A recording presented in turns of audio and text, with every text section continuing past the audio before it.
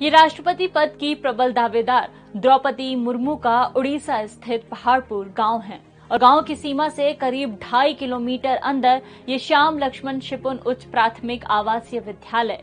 ये विद्यालय कभी द्रौपदी मुर्मू का घर हुआ करता था, लेकिन ऐसा क्या हुआ कि द्रौपदी मुर्मू ने अपने घर को स्कूल बना दिया। जवाब है 4 साल के अंदर इस घर ने 3 शोक झेले। 2010 से 2014 के बीच उनके 2 बेटों और पति की मौत। देखिए द्रौपदी मुर्मू की लाइफ की ट्रेजेडी और उससे उबरने की पूरी कहानी। उनकी लाइफ में पहली ट्रेजेडी हुई 1984 में, जब उनकी 3 साल की बच्ची की अचानक मौत हो गई। गांव में कोई भी इस बात का जिक्र तक नहीं करता। इसके बाद उन्हें दूसरा बड़ा सदमा लगा 25 अक्टूबर 2010 को, जब उनके बड़े बेटे लक्ष्मण मुर्मू की मौत हुई। द्रौपदी की भाभी बताती हैं, जब बड़े बेटे की मौत हुई थी तब द्रौपदी 6 महीने तक डिप्रेशन से उभर नहीं पाई थी। इससे उबरने के लिए उन्होंने अध्यात्म का सहारा लिया।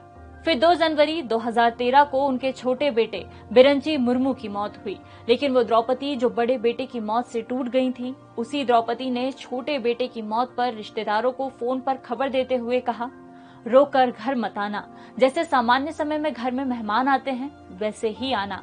इसके बाद 1 अक्टूबर 2014 को उनके पति श्याम चरण मुर्मू की भी मौत हो गई।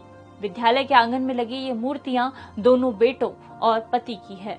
जब बड़े बेटे की मौत हुई तो द्रौपदी बिल्कुल टूट गई थी, लेकिन छोटे बेटे की मौत के वक्त उन्होंने दृढ़ता से हालातों का सामना किया। मदद मिली मेडिटेशन से। इस बारे में रायरंगपुर में ब्रह्म कुमारी संस्थान की मुखिया ने दैनिक भास्कर को बताया, जब बड़े बेटे की मौत हुई थी तो द्रौपदी अंदर से हिल गई थी। हमने उन्हें मेडिटेशन के लिए सेंटर बुलाया।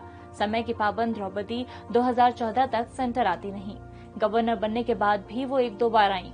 द्रौपदी अपने साथ हमेशा एक ट्रांसलाइट और शिव बाबा की छोटी पुस्तिका रखती हैं, ताकि कहीं दूसरी जगह जाने पर भी उनका ध्यान का क्रम न टूटे। रायरंगपुर के उनके घर में ये उनका पूजा का कमरा है, ठीक बिल्कुल वैसा ही जैसा ब्रह्म कुमारी सेंटर का। गुरु की तस्वीर, उसके ऊपर लाल रंग की ट्रांसलाइट। इसी ट्रांसलाइट से निकलने वाली रोशनी का वो ध्यान करती हैं। इससे शिव बाबा का निरंकार रूप माना जाता है। द्रौपदी की फिलॉसफी अब पति की मूर्ति पर उकेरी चंद पंक्तियां ही हैं। जाते जाते उड़िया में लिखी उन पंक्तियों का हिंदी तर्जुमा सुनिए। दुनिया में कोई स्थायी नहीं रहता, सब यहाँ आते हैं और अपना अभिनय करके चले जाते हैं। क्योंकि सच करीब से दिखता है।